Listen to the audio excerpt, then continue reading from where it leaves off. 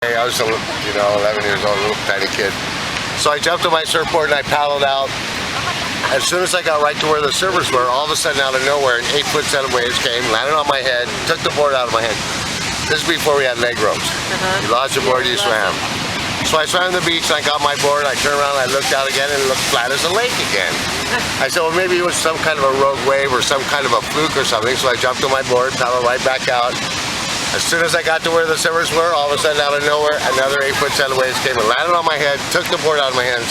I had to swim the beach twice before I even caught one wave. But I learned a very valuable lesson. Before you ever step foot in the ocean, you gotta see what's happening with the surf, okay? Now the reason for this being, waves we're gonna be riding right now were created by a storm system to the northwest of us. We have different types of storm systems. We have hurricanes, we have typhoons, we have cyclones, tropical depressions, tropical storms. These storm systems have tremendous winds, and these winds create what we call ground swells, okay? Contrary to popular belief, waves don't travel on the top of the ocean. They travel underwater as ground swells. What happens is when they go from thousands of fathoms deep in the ocean floor, they hit shallower water, the law of physics takes place and they start scraping against the bottom. They start slowing down and these ground swells condense and compact into what we call a set of waves. Waves do not come in one right after another. Waves come in sets. You'll have a set of waves, then you'll have a lull.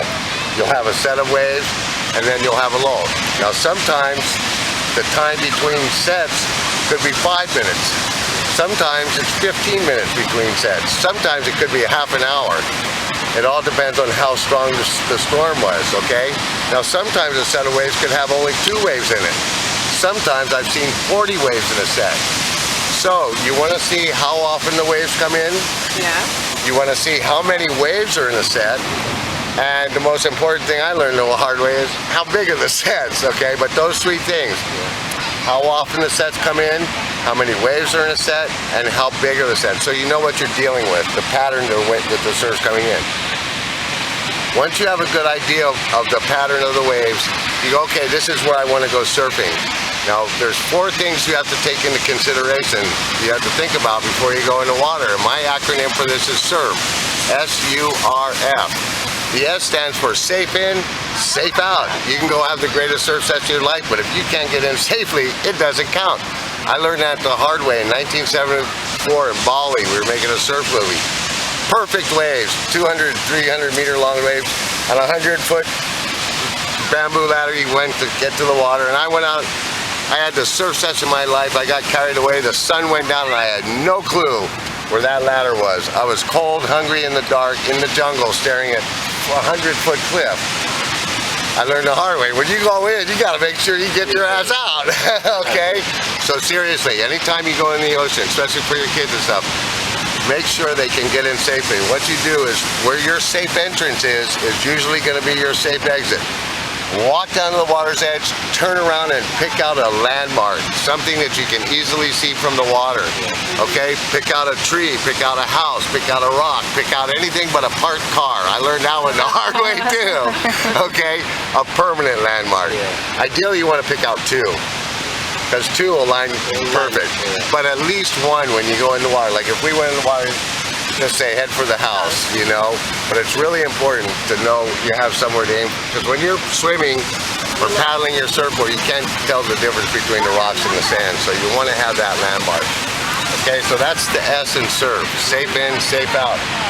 The U stands for undertow. That's the white water. That's when a wave breaks. There is no more helpless feeling in the whole world. There's nothing you can do. You just, basically, for me, it's like going to the chiropractor. For kids, it's fun. But I cover my head so I don't hit my board or anything, and just relax and just roll with it. There's nothing you can do. Everybody floats. You're going to come to the surface. You're attached to your board.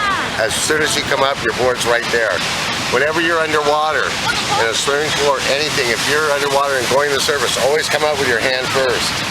Don't go swimming to the surface. I had a kid the other day that went to the surface, soft board, you know, but he bumped his head, just freaked him out. But always, when you're underwater, always in case there's a boat or something up there, you know. So, that's the U for undertow. Now, R stands for riptides. Okay, and by the way, as far as attached to your surfboard, you got to stay on your board at all times. That's your best friend in the water, okay, so you want to stay anyway. Okay, so now the R in surf stands for riptides. Rip currents, basically they're underwater rivers. Whenever you have a set of waves coming in, you have a tremendous amount of volume of water that has to get back out to sea. The bigger the surf, the more volume of water, the faster it goes back out. Okay, so if you do go surfing in the future, you don't have to worry about it today because we're going to be right here. But if you go surfing in the future, go up to a lifeguard, or if you're with the kids, go up to a lifeguard and ask them if there's any rip currents you should know about, because you can't see them because they're in it. The rip currents go where the waves are not. The waves are stronger. So the rip current will find where the waves are not and then go out. They'll find the path of least resistance. So, look at that, surf's really good. We got to get these guys down here, man. It's going to get really good. Anyhow, so that's the R in surf, riptides. If you do go surfing in the future, like I said, go up to a lifeguard or somebody and ask them if you should know about it. If you ever get stuck in a riptide, do not try and swim against it. I did that when I was 12 years old in my backyard at Chun's. I was on a swim team, Hawaii State swimming champion. Relay team though, 3 other guys. But I got stuck in a riptide, and I actually thought that I could swim against 94 square million miles of Pacific Ocean. Guess who lost? My mom said I was a little black dot on the horizon. It took me an hour and a half to swim to the beach. But I learned a valuable lesson. Don't swim against a riptide. It never stops. It's a constant. You never lose. If you get in a riptide, swim out of it. If it's pushing you that way, swim perpendicular. And swim into the surf. Let the waves push you in. Okay, but don't swim against it. Okay, so that's safe in and out. U for undertow, R for riptide, F stands for friends. Those are the other people in the water, and that's the biggest hazard in surfing. Okay, say, here's our wave line coming in like this. You don't want anybody in front of you or behind you. That wave will come in and push one person. You always want to make sure that you're spread out along the wave line like that, so the wave comes in, nobody gets pushed in.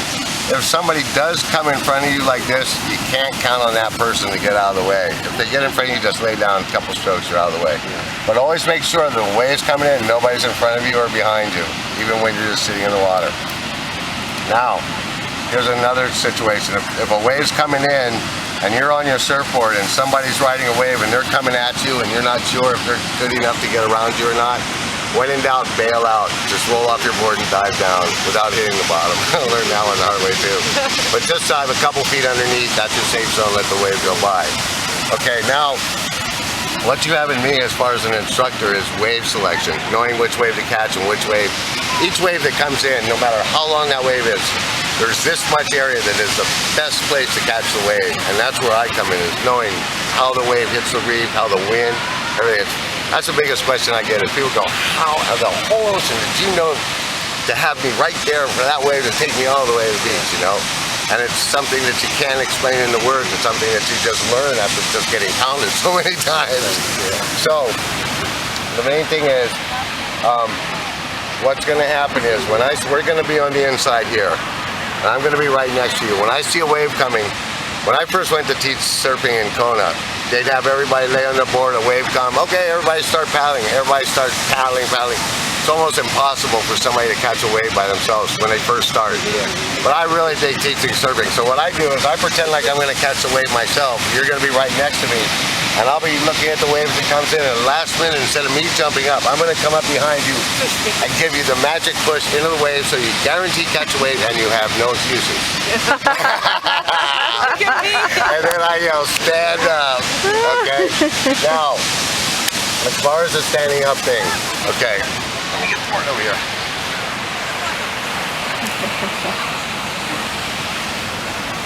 Okay. Now, when you're paddling your board, okay, try and paddle off your stomach instead of your chest. You paddle off your stomach, you have a better field of vision, okay? An alternate stroke like this with a cupped hand, you know, keep your hand cupped. Okay, now, when you first get in the water, if you're too far forward on your board, if you're way up here, the nose is going to dig in when you're paddling. If you're too far back, you're going to be like this. So you want to be in what I call the sweet spot, where you're going over the water with the least amount of resistance. So when I first get you on the board in here, what I want you to do is I'm going to have you either move back or move forward until I look and see that you're on the right spot. When you're on the right spot on your board, I say that's your sweet spot. I want you to stick your hand out and see where you are. Say if this was my sweet spot. Every time I get on my board, I go, my hand's right there on the R.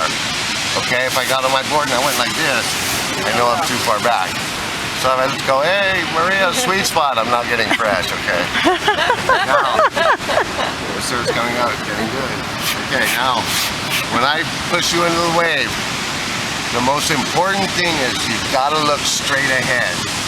Okay? When you go to stand up, you can't look down. It's like our parents told us, look where you're going. Okay? So you've got to look straight ahead. You can't look down. When I yell stand up, bring both hands back underneath your armpits right here. Look straight ahead. Just do a simple push-up and a step forward. Okay?